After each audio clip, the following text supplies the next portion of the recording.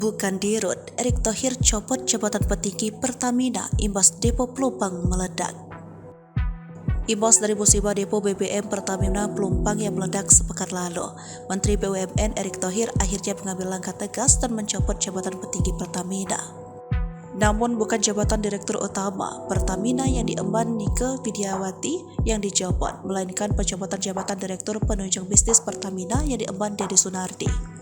Dilansir dari Kompas.com, Rabu 8 Maret 2023, Menteri BUMN Erick Thohir mencopot Direktur Penunjang Bisnis PT Pertamina Deddy Sunardi.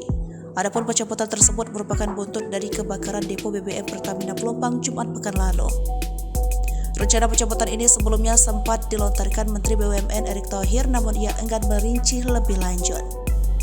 Menegaskan pernyataan Erick Thohir, Wakil Menteri BUMN 1 Pahala Nugra Mansuri mengungkapkan pencopotan salah satu direksi PT Pertamina yakni Deddy Sunardi. Kemudian untuk posisi Direktur Penunjang Bisnis Pertamina akan digantikan sementara kepada Direktur Logistik dan Infrastruktur Pertamina Eri Widyastono. Sebelumnya, saat mengunjungi korban kebakaran depo Pertamina Pelumpang, Erick sempat menyebut rencana pencopotan direksi Pertamina jika memang diperlukan.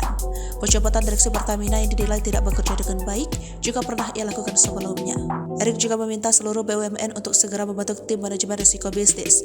Hal ini dinilai penting sebagai mitigasi atau kejadian atau hal yang tidak diinginkan.